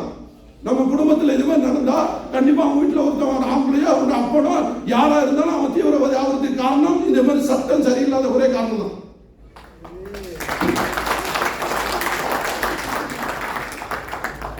நான் வந்து நம்மகிட்ட எனக்கு தெரியும் சாட்சின்னு ஒரு ஆள் இருந்தாருங்க. நல்லா இங்கே புக்கு போட்டுக்கிட்டு இங்கே போட்டு மாதம் புக்கு ஒன்று இறங்கிட்டு இருந்துச்சு. ஒரு 15-20 வருஷத்துக்கு முன்னாடி அவர் சொன்னார், ஆனால் நான் வந்து ஊரில் போய் ஒரு மேக்சின் ஒரு இது மாதிரி பத்திரிக்கை ஒன்று ஆரம்பிக்கலாம்னு சொன்னார். சரி, நல்லபடி ஆரம்பிங்கன்னு சொன்னேன். ஆரம்பிச்சாரு. அவருக்கு உதவி செஞ்சுருந்தேன். அப்போ போய் பார்த்தேன், ஜூனியர் விட இந்த கீரைங்கெல்லாம் பயங்கர ஃபேமஸாக ஓடிட்டு இருக்கு. அப்போ இவருடைய புக்கும் ஓடுறதுக்கு ரொம்ப முயற்சி பண்ணுறாரு, முடியலை. அப்போ என்கிட்ட கேட்டார், என்ன செய்யறது தெரியல, நான் இந்த கோயத்தவரை விட்டுட்டு வந்துட்டேன், இந்த புக்கு பத்திரிகையில் என்னால் ஜெயிக்க முடியாது போல தெரியுது, என்ன செய்யறதுன்னு தெரியலன்றாரு. அப்போ நான் சொன்னேன், நக்கீரனோ அல்லது ஜூனியர் விடனோ அது ஜெயிக்கிறதுக்கு காரணம் வந்து அதில் கழுகாரோ இந்த நக்கீரனில் ஒரு முக்கியமான உள்ள செய்தியெல்லாம் நம்மளுக்கே ஆச்சரியமா இருக்கு. ஒரு கவர்மெண்ட்ல 2 பேர் நானும் கொண்டாடின்னு பேசிட்டு இருக்கிறது, அந்த செய்தி அங்கே அந்த பேப்பர்ல வந்துடும். எப்படிதான் வருதுன்னு தெரியல, ஆச்சரியமா இருக்கு. அதெல்லாம் நீங்க படிச்சிருந்தாலும் தெரிஞ்சிருக்கேன். இந்த கழுகாரி விஷயம் இதெல்லாம் படிச்சிருந்தா தெரிஞ்சிருக்கேன். அதே மாதிரி உங்களுக்கு ஏதாவது செஞ்சு அந்த பத்திரிகையில் போடுங்க, உங்களோட பத்திரிகை அதிகமான சேலாவதுக்கு சான்ஸ் இருக்குங்க. அதனால வந்து செய்யறாங்க வேற மாதிரி ஆகுன்னு சொன்னாப்ல. சரி, அதை விடுங்க. இந்த கொலை பண்ணிட்டு போறான்ல, இந்த கொள்ளை அடிச்சுட்டு போறான்ல, ஜெயிலுக்கு போறான்ல, அந்த அவன் என்ன செய்யறான்? அவன் ஜெயில இருக்கிறானா இல்லையா? நீங்க அவனை கொஞ்சம் ஃபாலோ பண்ணுங்க. ஜெயிலுக்கு போங்க. ஜெயில போய் நீங்க போய் அந்த கொலை பண்ணவன் ஜெயில இருக்கிறானா இல்ல வெளியாயிட்டானா? ஏன்னா எல்லாம் நான் கேள்விப்படுறேன், சும்மா பேருக்கா கண் துடைப்புக்கா ஜெயில கொண்டு வைக்கிறான், ஆனா அவன் வெளியே வந்துடுறான். எப்படி வெளியே வரான்? இதை எழுதுங்கன்னு சொன்னேன். அப்ப அதான் சொன்னாரு, நான் பேசாம நான் குயத்துல இருந்திருக்கலாம், இதை எழுதுனா நான் கண்டிப்பா வெளியே வரவனா பெரிய பெரிய ஆளா தான் இருப்பான், நான் எழுதி என்னுடைய பத்திரிகையில் வந்துச்சுன்னா நான் உயிரோட இருக்க முடியாதுன்னு சொல்லிட்டு பயந்து அவர் வாழ்க்கை அந்த பத்திரிகை வாங்கன்னு விட்டுட்டு போன கதையெல்லாம் இருக்குது. ஏன்னா நம்முடைய வாழ்க்கை வந்து இந்தியாவில் வந்து வாழ்றதா இருந்தா ரொம்ப கஷ்டமா இருக்குது. அதனால தான் நம்ம எல்லாம் போறோம். போயிட்டு சார் 2 மாசம் 3 மாசம் சந்தோஷமா கொண்டாடிட்டு இருக்கிறோம் போதும்னு சொல்லிட்டு எவ்வளவு தொழிலுக்கு இறங்கினாலும் முடியாது. அங்க என்ன சொல்ற காம்படிஷன் அதிகமாயிடுச்சு. 2வது நம்ம எதிர்த்து தான் தொழில் பண்ண வேண்டிய இருக்குது. எந்த தொழிலுமே பண்ண முடியல, சூழ்நிலை அப்படி இருக்குது. ஏன்னா நான் தொழில் பண்றதுனால சொல்றேன், இந்த நாட்டில் பண்ணலாம், இந்த ஜிசிசி கண்ட்ரியில் பண்றது எனக்கு ஈஸி. ஆனா இந்தியாவில் பண்றது ரொம்ப கஷ்டம். அவ்வளவு பயங்கரமா இருக்குது. பல பிரச்சனைகளை சந்திக்க வேண்டியா இருக்கு. ஆனால் சொன்னேன், நீங்கள் யாரா இருந்தாலும் சரி பண்ணலாம், பண்றதை பத்தி பிரச்சனை இல்லை.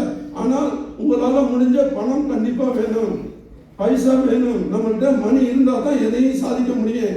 அந்த மணிக்காக தான் நான் அடிக்கடி உங்களுக்கு சொல்லுவேன், கிடைக்கிற பணத்தை எல்லாம் அனுப்பிட்டு அண்ணன் தம்பி நல்லா இருப்பான், அண்ணன் தம்பி பார்த்துக்கிடுவான், அம்மா அப்பா பார்த்துக்கிடுவாங்க, அக்கா தங்கச்சிக்காரனாலும் செய்யணும் அப்படி இப்படின்னு சொல்லிட்டு எல்லா பணத்தையும் அனுப்ப என்னுடைய அம்மா ரொம்ப சந்தோஷப்படுவாங்க. நீங்க அனுப்பிக்கிட்டே இருந்தீங்கன்னு சொன்னா நீங்க லாஸ்டா கடைசியா போகும்போது அந்த பணம் உங்களுக்கு 1 பைசா உங்களுக்கு மிஞ்சாது. அதனால நான் சொல்றேன், நீங்க அந்த பணத்தை தயவு செய்து எவ்வளவு தேவையோ குடும்பத்துக்கு அதை மட்டும் அனுப்பிட்டு பாக்கியை நீங்க சேவ் பண்ணுங்க. எத்தனை அம்மா இருந்த இதை கேட்டுக்கிட்டு இவன் என்னடா நம்மளுக்கு அனுப்புற பணத்தை நிப்பாட்டினோம், நீ என்ன திட்டாலும் பரவாயில்ல, நீங்க நல்லா இருக்கணும். அதுக்காக தான் நான் சொல்றேன். நான் ஏன் இது நான் சொல்றேன் நல்லா புரிஞ்சுக்கிறீங்க. நாளைக்கு நிறைய பேர் இப்போ போன வாரம் அரந்தை கணேசன் அந்த திருவிழா அந்த விழாவில் பேசினேன். என்னுடைய ஃப்ரெண்டு ஒருத்தர் இன்னைக்கு அந்த சோத்து கடை காரைக்கால சோத்து கடை வச்சு ரொம்ப கஷ்டப்படுறாரு.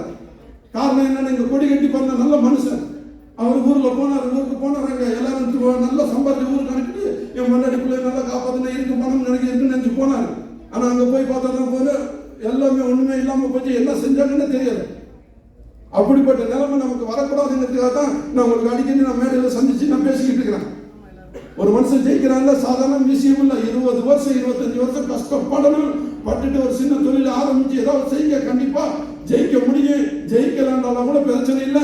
ஆனால் உங்களுக்கு இறைவனுடைய அருள் இருந்தால் இந்த உலகம் என்ன இஸ்லாமை பொறுத்தவரைக்கும் மறு உலகம் ஒண்ணு இருக்குது. அந்த உலகத்துல சொர்க்கம் நரகண்டு ஒண்ணு இருக்குது. நல்லது செஞ்சா நரகத்தை விட்டு நம்ம வெளியாயிருவோம், சொர்க்கத்துக்கு போக இறைவன் நம்மளுக்கு கூப்பிட்டுக்கிட்டு இருக்கிறான். அதுக்காக நீ எவ்வளவு முயற்சி பண்ணிக்கிட்டே இரு, ஜெயிக்கிறதுக்கு முயற்சி பண்ணு.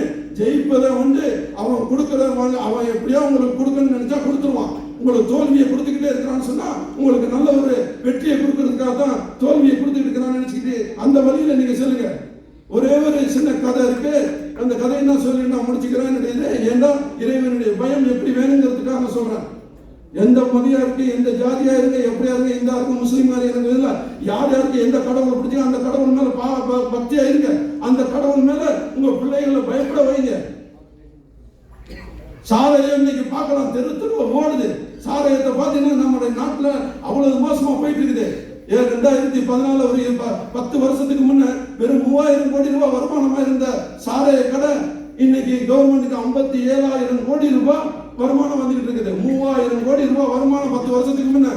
இப்ப 2024 57,000 கோடி ரூபாய் கவர்மெண்ட்டுக்கு வருமானம் சாராயத்தினால. அன்னைக்கு 10 பேர் ஒரு நாளைக்கு 10 நாளைக்கு ஒருத்தவன் செத்தான். இன்னைக்கு 10 நிமிஷத்துக்கு ஒருத்தவன் செத்துக்கிட்டு இருக்கான். காரணம் என்ன? இந்த சாராயத்தை நம்மளுக்கு கவர்மெண்ட் நம்மளுக்கு இது அப்ரூவல் கொடுத்து அனுப்பி வைக்குது. அன்னைக்கு 1 கிலோமீட்டர் தூரத்துல போய் சாராயத்தை குடிச்சுட்டு வருவோம். இன்னைக்கு 1 கிலோமீட்டருக்கு 10 கடை ஆச்சு. இன்னைக்கு நம்ம பக்கத்திலே கடை வந்துருச்சு. ஈஸியா சாராயத்தை வாங்கி குடிக்கிறதுக்கு நிலைமை அப்படி போயிடுச்சு. நம்ம பிள்ளைகள் நல்லா இருக்குன்னு நினைச்சுக்கிட்டு நம்ம இங்க இருந்து பணத்தை அனுப்பிட்டு இருக்கோம். எத்தனை பிள்ளை குடிச்சுக்கிட்டு ரோட்ல நிக்கிறது தெரியுமா? எத்தனை பேர் சண்டை வளர்த்துக்கிட்டு இந்த சாராயத்தை குடிச்சதுக்கு அப்புறம் ஒரு சிலவனுக்கு வருது பாருங்க, ஒரு ஆட்டமும் ஒரு பாட்டமும். எனக்கே ஒண்ணும் புரியல. நல்லா சாதுவா இருப்பான். என்னடி யாரை விட்டுறது? நம்முடைய பிச்சை தம்பி மோகனா விட்டுட்டான். ஆனா அவன் நல்ல பையன், அவன் எம்காம் படிச்சினான். அவன் நல்ல பையன் தான். எம்காம் படிக்கிறதுக்கு நல்ல பையன் தான். இந்த சாரையும் சனியை உள்ள ஊத்துனதுக்கு அப்புறம் எம்காம்லாம் மறந்துட்டு அவன் வேற மாதிரியா போயிட்டான். இது உண்மை. என்ன அதான் சொன்னேன், அதுல என்னதான் இருக்க தெரியல. அல்ல நம்மளை காப்பாத்திட்டான். சாராயம் குடிக்காத ஆளுன்னு சொல்றேன். இதுல எத்தனை பேர் குடிக்கிறவங்க இருக்கிறாங்க, மாத்திக்கிறதுக்காக அவன் சொல்லுவேன். என்னுடைய எங்க அம்மா 3 பிள்ளைகள் யாருமே இந்த சாராயமும் இன்னைக்கு வச்சுக்கிறப்ப அதெல்லாம் இல்லாதனால தான் இன்னைக்கு நாங்க நல்லா இருக்கிறோம். எங்க அம்மாவும் இன்னைக்கு நல்லா இருக்குது. இன்னைக்கு 85 வயசு ஆனாலும் அவங்களை வச்சு காப்பாற்றக்கூடிய சூழ்நிலை எனக்கு வரும்போது ரொம்ப சந்தோஷமா இருக்குது.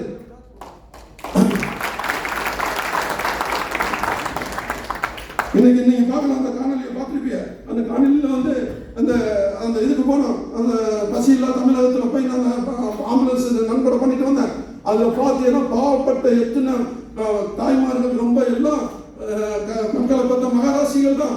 அவங்கெல்லாம் அப்படியே கொடுமையிலையும் கொடுமை. அவ்வளவு ரோட்ல நிக்க விட்டுட்டு ரோட்ல போட்டுட்டு போன மகன்களும் அவங்களுடைய புருஷங்களும் எவ்வளவு கஷ்டத்துல விட்டுட்டு போனாங்கன்னு அதை கேட்கும் போது எனக்கு ரொம்ப வேதனையா இருந்துச்சு. அந்த வீடியோக்குள்ள நம்மளால அப்படி வரக்கூடாதுங்கிறத உங்களுக்கு அடிக்கடி அதே நான் பேசிக்கிட்டு இருக்கிறேன். தயவு செய்து உங்களுடைய வாழ்க்கை சரியா இருக்கணும். சரியா இல்லையா நீங்க சரியா நடங்க. ஆனால் இறைவன் அவங்களுக்கு எப்பவுமே உங்களுக்கு இந்த உலகத்துல கஷ்டத்தோட நீங்க செத்து போனா கூட உங்களுக்கு மறு உலகத்துல உங்களுக்கு சொர்க்கம் இருக்கு. அந்த நம்பிக்கையில வாங்க. ஒரு பிச்சைக்காரன் ரோட்ல நிக்கிறான், வேலை இல்லாம வந்துட்டான். வேலை இல்லை, அவனுக்கு தேடி பார்க்கணும், வேலை கிடைக்கல. அப்ப அந்த பிச்சைக்காரனை பார்த்து ஒரு பணக்காரன் அந்த கோயிலுக்கு வரோம். அந்த கோயில்ல பிச்சை போறதுக்காக வரோம். வரும்போது ஐயா எல்லாரும் பார்த்துக்கும் போது எல்லாம் வயசானவங்களும் கொஞ்சம் நொண்டி முடமா இருக்கிறாங்க. ஆனால் அந்த அவன் மட்டும் பார்த்தீங்கன்னா கோட்டி சுட்டு போட்டு நல்லா இதாக இருக்கிறான், டிப்டாப்பா இருக்கிறான். அப்போ அவனை பார்த்துட்டு என்னப்பா நீ கோட்டி சுட்டுனா போட்டுட்டு டிப்டாப்பா இருக்கிறான், நீ ஏன் பிச்சை எடுக்கிறானா? இல்லை சார், நான் வேலைக்கு தேடி அலைஞ்சேன், எனக்கு வேலை கிடைக்கல, அதனால நானும் சாப்பாட்டுக்கு வழி இல்லை. இந்த கோட்டை வித்துட்டு இது பண்ணாலும் கூட அதை வாங்குறதுக்கு கூட ஆள் இல்லை. அதனால எனக்கு சாப்பாடு வழியில நான் கோயிலில் பாருந்தேன். எனக்கு கோயிலில் நல்லபடியாக ஒரு 3 வேளை சாப்பாடு கிடைச்சிட்டு இருக்கு. அதனால நான் கோயிலில் நான் பிச்சை எடுக்க வேண்டிய சூழ்நிலை ஆச்சுங்களாம்.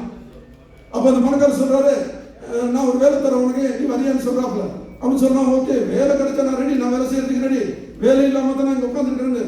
சரி வான்னு சொல்லிட்டு ஆபீஸுக்கு கூட்டி போறாரு. ஆபீஸுக்கு கூட்டி போய் அந்த அந்த அந்த வேலைக்காரனுக்கு என்ன சொல்றாரு, நான் உனக்கு சம்பளமா ஏதோ தரப்போறது இல்லை, நான் ஒரு இடத்த தருவேன், ஒரு நிலத்தை தருவேன். அந்த நிலத்துக்கு உள்ள எல்லா விவசாயம் பண்ற எல்லா பொருள் உதவியும் இப்ப செய்வேன். இதை வச்சு நீ உழைச்சி நீ விவசாயம் பண்ணி உன்னுடைய உழைப்பால நீ முன்னேறி வந்துரு. அதுக்கு நீ உனக்கு அதுக்கு கிடைக்கக்கூடிய கூலியை நீ எடுத்துக்கணும்னு சொல்லப்பல. அப்ப அந்த பணம் அவன் அந்த போட்டு சுட்டு போட்டான். சார் என்ன சார், எனக்கு சந்தோஷமா இருக்குது, ஆனா உழைக்க சொல்லி நான் உழைக்கிறதுக்கு ரெடி. சரி அதுக்கு எனக்கு எவ்வளவு தருவீங்க? 90% உங்களுக்கு, ஒரு 10% எனக்கு தருவீங்களா அப்படின்னு கேட்கான். அப்ப அந்த முதலாளி சொல்றாரு, இல்லப்பா நீ உழைக்கிறதுனால 90% நீ எடுத்துக்க, 10% எனக்கு தந்தா போதுன்னு சொல்றாங்க. நல்லா கேட்டுக்கிறீங்க, 10% அவன் எதிர்பார்த்தது. ஆனா இவங்க இந்த முதலாளி என்ன சொன்னா, உனக்கு நான் 90% தரத்துக்கு ரெடி, நீ 10% பண்ணி எனக்காக தந்தா போதுன்னு சொல்லும்போது அவன் ரொம்ப சந்தோஷம். 90% அவன் கிடைக்குது, எல்லாருக்கும் உள்ளதுதான், நமக்குள்ள சந்தோஷம் அவனுக்கு இருக்கு. அப்ப அவன் 90% கிடைக்குன்னு சொல்லிட்டு போய் இறங்கி போய் நல்ல விவசாயம் பண்றான், நல்லா பயங்கரமா நல்லா உழைக்கிறான். உழைச்சி நல்லா வருது, காசு வருது. 1 வருஷம் 2 வருஷம் 3 வருஷத்துல அவன் பெரிய ஆளாயிரம். அவனுக்கு கார் வாங்க கிளம்பிட்டு எல்லாம் இதாகி நல்லா தரமான பொருளை கொடுக்க அவனுடைய கடை ஃபேமஸ் ஆகுது, ரொம்ப ஃபேமஸ் ஆகுது. எப்போ வருவார், 10% காசு கொடுப்பாரு, இந்த ஓனர் வாங்கிட்டு போயிட்டே இருப்பாரு. பாக்குறான், கொஞ்சம் காலம் போகுது, ஒரு 5-6 வருஷம் போகுது. போனதுக்கு அப்புறம் இவனுக்கு காசு மேல ஆசை அதிகமாயிடுது. 90% காசு கொடுத்த அவனுக்கு காசு மேல அதிக ஆசை வந்ததுக்கு அப்புறம் அவன் யோசிக்கிறான், நம்ம 90% நம்ம உழைக்கிறதுனால கிடைக்குது, ஆனா இந்த முதலாளி 10% வாங்கிட்டு போறாரு, ஒரு எந்த உழைப்பு இல்லாம சும்மா வாங்கிட்டு போறாரு, இவருக்கு அந்த 10% கொடுக்கணும், அது கொடுக்காம ஏதாவது செய்யலாமான்னு சொல்லி யோசனை பண்றோம். மனுஷன் இந்த இயல்பு இதான் நடக்குது. இந்த 10% இவனுக்கு ஏன் கொடுக்கணும்னு சொல்லிட்டு அப்ப அவனுக்கு யோசனை வருது பாருங்க, சைத்தான் உள்ள வரான் அவனுக்கு. ஒரு நல்ல மனுஷனை எப்படி கெடுக்கிறான்னு பாருங்க. 90% கொடுத்த ஒரு ஓனருக்கு இந்த 10% கொடுக்க முடியல, எனக்கு பிடிக்கல, அது கொடுக்கறதுக்கு இல்லாம அதுக்கு ஏதாவது ஒரு வழி பண்ணலாம்னு பார்க்கும்போது அப்ப ஓனர் வந்து 10% கேட்க வரும்போது, ஐயா நீங்க வந்து எந்த உழைப்பு இல்லாம வாங்கிட்டு போறீங்களா, இது வந்து தப்பா இல்லையா? 90% எனக்கு தந்திய சந்தோஷம், ஆனா அதுக்குள்ள உழைப்பு நான் தான் உழைக்கிறேன், அவ்வளவு கஷ்டப்படுறேன். ஆனா நீங்க 10% வந்து வாங்கிட்டு போறீங்க, நீங்க அது வந்து எனக்கு அதிகமா தெரியுது, நீங்க அதை ஏதாவது குறைச்சிக்கலாம்னு சொல்லலாம். அப்பதான் சொல்றாங்க, வேற ஒன்றும் சொல்லலையா, உனக்கு என்ன புரியும், உனக்கு என்ன செய்யணுமோ செஞ்சுக்க, உனக்கு தர இஷ்டம் தான் தான், இல்லாட்டி வாங்கன்னு சொல்லிட்டு போயிடாம. அப்போ அது யாருன்னு சொல்லுன்னு நீங்க நினைக்கிறீங்க? யார் அந்த 10%? உங்களுக்கு இந்த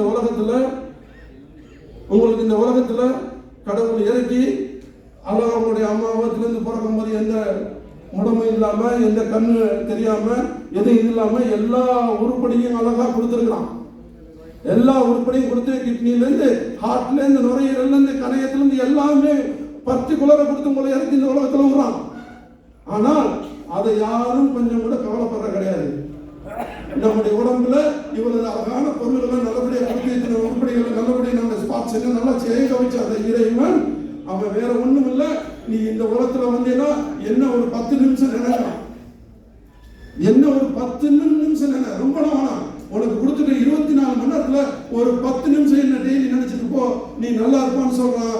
ஆனா அந்த 10 நிமிஷம் கூட அவன் இருக்க மாட்டேங்கிறான். அந்த 10 நிமிஷம் கூட இறைவனை நினைக்க மாட்டான். அவன் தான் இன்னைக்கு இந்த உலகத்துல மோசமான சூழ்நிலையும் மோசமான செயல்களை செஞ்சு காசை சம்பாதிச்சு இந்த உலகத்திலே வாழ்ந்து இந்த உலகத்திலே நல்ல சுகம் அனுபவத்தை அனுபவிச்சுக்கிட்டான் பாருங்க. அவன் இந்த உலகத்துல நிறைய கொடுமையெல்லாம் செஞ்சுட்டு இருப்பான். அவனை மாதிரி நம்ம வாழ்ந்தோம்னு சொன்னா வாழ போறது இல்லை. நம்ம இந்த உலகத்துல இந்த நாட்டுல எந்த தப்பும் தண்டாவும் பண்ண முடியாது. அப்படிப்பட்ட நாட்டுல வந்து இருக்கிறாங்க. அப்படிப்பட்ட இந்த நாட்டில் நம்ம இருக்கிறோம்னு சொன்னா நம்மளுக்கு பாதுகாப்பா இறைவன் அனுப்பியிருக்கிறான்னு நினைங்க. நம்ம இந்தியாவில் இருந்திருந்தா இருக்கிற சூழ்நிலைக்கு நம்மளும் ஒரு குடிகாரனா இருப்போம், நம்மளும் ஏதாவது ஒரு பிரச்சனையில மாட்டிருப்போம், என்னமா ஒரு செஞ்சிருப்போம். இன்னைக்கு நம்ம வந்து இருக்கிறோம்னு சொன்னா பண்டாடி பிள்ளைகளை பணத்தை அனுப்பணும், நம்ம நிம்மதியா இருக்கிறோம், சந்தோஷமா இருக்கணும், இருக்கிற வரைக்கும் நம்ம வாழ்ந்துட்டு போகணும். வாழ்ந்துட்டு இருக்கிறவங்க தான் இன்னைக்கு நல்லா இருக்கிறோம், எந்த தப்பும் பண்ணாம இன்னைக்கு கரெக்டா போறோம், வேலைக்கு போறோம், வீட்டுக்கு போறோம், தூங்குறோம், சாப்பிடுறோம், எப்படி இப்படின்னு வாழ்ந்துட்டு இருக்கிறோம். ஆனால் இந்த வாழ்க்கையை நீங்க மாத்திக்கிறத கொஞ்சம் என்னை மாதிரி வரணும்னு சொன்னா கண்டிப்பா உங்களுக்கு நான் நிறைய டிப்ஸ் தர ரெடியா இருக்கிறேன். இன்ஷா அல்லாஹ் உங்களுக்கு எப்ப வேணாலும் என்னோட கான்டாக்ட் பண்ணுங்க. இந்த எம்ஏ ஹைதர் குரூப்பா நான் தான் டிவிஎஸ் எம்ஏ ஹைதர் குரூப்பா மாத்திருக்கிறேன். நிறைய பேர் டிவிஎஸ் அது வேறையா எம்ஏ ஹைதர் குரூப்பா இது தனியானு கேட்பாங்க கடையில. அது டிவிஎஸ் கொஞ்சம் பிரச்சனை ஆயிடுச்சு. நான் டிவிஎஸ் கம்பெனியில ஆரம்பத்தில் ஜாயின் பண்ணி தான் நான் டிவிஎஸ் இங்க திறந்தேன். ஆனா டிவிஎஸ் மோட்டர் பைக் இதெல்லாம் கொண்டுட்டு வர ஆரம்பிச்சது, அவன் லைசன்ஸ் எடுக்க முடியல. அப்ப எங்களை வந்து கான்டாக்ட் பண்ணான், இந்த டிவிஎஸ் நீ எனக்கு வேணும், நீ நான் ஆரம்பத்தில் நான் அவனை கான்டாக்ட் பண்ணும்போது இந்தியாவுக்கு டிவிஎஸ் வைக்கிறது, இந்தியாவில் வேற பேர் வச்சுக்க, நீ வெளிநாட்டில் எந்த நாட்டில் வேணாலும் உன் பேர் டிவிஎஸ் வச்சுக்கன்னு சொன்னான், என் பேரை வச்சுக்கன்னு சொன்னான். அதனால நான் டிவிஎஸ் வச்சேன். இன்னைக்கு டிவிஎஸ் என்ன டிவிஎஸ் வேறவங்களான்னு சொல்லிட்டு வேறவங்க கம்பெனி நினைச்சிட்டு இது வேற கம்பெனி நினைக்கிறாங்க. ரெண்டும் ஒன்று தான். அவன் கேட்டதுக்காக அவனுடைய நம்ம இத்தனை வருஷம் எனக்கு 20 வருஷம் டிவிஎஸ் அவன் எந்த பிரச்சனையும் இல்லாமல் இருந்துச்சு. இப்போ அவன் டிவிஎஸ் கம்பெனி எனக்கு வேணும்னு கேட்டதுனால அவனுக்கு அந்த கம்பெனி கொடுத்துட்டு நான் 2 வருஷம் டைம் கேட்டேன், நான் பேரை மாத்திக்கிறேன், நீ அதுக்கப்புறம் டிவிஎஸ் வச்சுக்கன்னு சொன்னாலும் அந்த டிவிஎஸ் நடத்திட்டு எம்ஏ ஹைதர் குரூப் நடத்திக்கிட்டேன். இது எல்லாருக்கும் தெரியணும், தெரியாதவங்களுக்கு தெரியப்படுத்துங்க. ரெண்டும் ஒரு கம்பெனி தான். அதனால சொல்றேன், நீங்க எனக்காக ஒரு டிக்கெட் போட்டு போய் எனக்காக ஒரு பார்சலாவது அனுப்பியிருப்பீங்க. எனக்கு ஒரு உமராவுக்காக நீங்க உங்களுடைய நல்லதுக்காக உமரா செஞ்சு அனுப்பிக்கிட்டு இருக்கிறேன். அந்த இதுல கூட போயிருப்பீங்க. ஏதாவது குறைகிறீங்களா இருந்துச்சுன்னா இருக்கத்தான் செய்யும். அதை என்ன வந்து சொல்லுங்க, நிறைய வெளியே சொல்லுங்க. என்னுடைய கம்பெனிக்காக நீங்க எப்பவும் ஒத்துழைப்பா இருங்க. நான் உங்களுக்காக எதையும் செய்ய ரெடியா இருக்கிறேன். எப்பவும் உங்களோட நான் ஒரு நண்பனா ஒரு சகோதரனா கண்டிப்பா இருப்பேன் இந்த நாட்டில் இருக்கிற வரைக்கும். அது வரைக்கும் நீங்க வந்து நீங்க என்ன எந்த எவ்வளவு கஷ்டப்பட்டாலும் எந்த ஒரு பிரச்சனை வந்தாலும் என்னை கான்டாக்ட் பண்ணுங்க, உங்களுக்கு உதவி செய்ய நான் ரெடியா இருக்கேன். இந்த வெள்ளம் சோதரர்களுடைய கூட்டத்தில் ஒரு முடிவு கூட சொன்னா அவங்க வந்து 14 கோரிக்கை வச்சாங்க. இதுல கவர்மெண்ட்ல அறிவிச்சிருக்காங்க, சொல்லிட்டு இருக்கிறாங்க, போறவங்களுக்கு ஏதாவது இறந்து போனா அவங்களுக்கு சீக்கிரம் வந்து நல்லடக்கம் பண்றதுக்கு அதுக்குள்ள பெட்டி அதுன்னா எல்லாரும் ஏற்பாடு பண்ணிட்டு இருக்கிறாங்க. அதே மாதிரி நிறைய செஞ்சுக்கிட்டு இருக்கிறாங்க. இப்ப நான் இறந்து போனவங்களுக்கு ஒரு 5 லட்சம் 10 லட்சம் கூட. ஏன்னா உங்களுக்கு தெரியும், நீ தீ பிடிச்சி எரிஞ்ச இந்த மங்காப்பு பகுதியில் உள்ள ஒவ்வொரு ஆளுக்கும் 5 லட்சம் தமிழ்நாடு கவர்மெண்ட் கொடுத்துச்சு. ஆனா அங்க சாராயத்தை குடிச்சு செத்தவனுக்கு 10 லட்சம் கொடுத்துச்சு. இதெல்லாம் சொல்லும் போது ரொம்ப வேதனையா இருக்குது. எவ்வளவு கஷ்டப்பட்டு இங்க வந்து உங்க நாட்டுக்காக நம்ம நாட்டு தயாரம் பண்ணிட்டு இங்க வந்து அந்நிய செலவணி அவ்வளவு அனுப்பிட்டு இருக்கிறான். இவனுக்கு 5 லட்சமும் அங்க கலாச்சாரத்தை பிடிச்சி சுத்தவனுக்கு 10 லட்சமும் கொடுக்கும் போது எல்லாரும் வேதனைப்பட்டாங்க. அது எங்களுக்கு இங்கதான் வேதனையா இருந்துச்சு. யாரை சொல்லி புண்ணியம் இல்லை, அப்படிதான் இருக்கு, வேற வழி இல்லை. கவர்மெண்ட் நம்பினா புண்ணியம் இல்லை. இருந்தாலும் நம்முடைய சூழ்நிலை சரியில்லை. கடைசி நேரத்தில் ஏதாவது ஆகும்னு சொல்லிட்டு 55 வயசுல இருக்கிற இந்த டயத்தை நம்ம 65 வயசா போட்டு கேட்டிருக்கிறோம். வேலுமுருகன் சார் கூட போய் திருச்சியில் போய் நம்ம நிறைய விஷயமா பேசியிருக்கிறாங்க. நம்மளுடைய அரசியல்வாதி அவங்க மேடம் வந்திருக்கிறாங்க. அவங்களுக்கு இந்த கோரிக்கை வைப்போம். அவங்களுக்கு கொண்டு போய் நம்மளுக்காக செய்வாங்க. இன்ஷா அல்லாஹ் அதுக்காக தான் நீங்க எல்லாம் வந்திருக்கிறீங்க. இந்த மாதிரி நேரத்துக்கு வாங்க, வந்து செய்யுங்க. நானும் ஒன்று அறிவிக்கிறேன். டிவிஎஸ் சார்பாக அவனே அறிவிக்கிறேன். இந்த மேடையில் அறிவிக்கிறேன். எனக்கு ஆசை இல்லை. அதுக்காக நான் சொல்ல நினைச்சுக்கிறேன். அதே தான் ஏன்னா என்னுடைய ரொம்ப இல்லை. கொஞ்சம் ஒரு காக்கோவோ ஒரு டிக்கெட்டோ ஒரு ஏதோ போட்டு ஒரு பில்லோட இருக்கிறீங்க உங்களுடைய குடும்பத்தில். அதாவது நீங்கள் ஒரு நான் அடிக்கடி சொல்லுவேன், ஏதோ ஒரு அசோசியேஷன்ல சேர்ந்துக்கிறீங்க. ஒரு 2 தினார் ஒரு தினார் உங்களுக்கு சந்தா கட்டின்னு சொன்னா ஒரு 5 லட்சமோ 10 லட்சமோ அந்த அசோசியேஷன் தரதுக்கு ரெடியா இருக்குது. ஆனா நீங்க யாராவது சந்தா கட்டாம சேராம இருந்து நீங்க அப்புறமா ஏதாவது ஒரு ஆணுச்சுன்னா சத்தியம் நீங்க உங்களுடைய தற்காலிகமா ஏதாவது இறப்பு நடந்துருச்சுன்னா அப்புறமா யார்கிட்டையுமே கெஞ்சி புண்ணியங்களோ உங்களை தூக்கிட்டு போய் யாரும் கேட்க மாட்டான். யாரும் உங்களை கொண்டு தூக்கிட்டு போய் நீ ஆள் இறந்துட்டான், என் ரூம்ல இறந்துட்டான் அப்படின்னு பார்க்கும்போது எந்த இயக்கத்துல 2 தினார் 3 தினார் ஏதாவது உறுப்பினராக இருக்கான்னு பார்ப்பாங்க. அப்படி ஒரு உறுப்பினராக இருந்தீங்கன்னு சொன்னாக்க கண்டிப்பா அவங்களே வாங்கி தருவாங்க. முடியலன்னா நான் டிவிஎஸ் உங்களுக்கு செய்யறதுக்கு ரெடியா இருக்கிறேன். உங்களுக்கு வாங்கி தர நான் ரெடியா இருக்கிறேன் உங்களுக்கு சொல்லிக்கிறேன். இன்னும் ஒரு அறிவிப்பு என்ன சொன்னா என்னுடைய டிவிஎஸ்ல கார்கோவிலே டிராவல்ஸ்லயே அதனுடைய உமராவில உங்களால் ஒரு உதவி நீங்க செஞ்சிருந்தீங்கன்னா உங்களுக்கு ஏதாவது தற்காலம் இறப்பு ஏற்பட்டிருந்தா என்னுடைய டிவிஎஸ் சார்பா உங்களுக்கு உங்களுக்கு எல்லாருக்கும் ஒவ்வொரு அந்த இறந்தவங்களுக்கு 1 லட்சம் பணம் தருவதாக சொல்லிட்டு நான் டிவிஎஸ் சார்பா அறிவித்து கொண்டு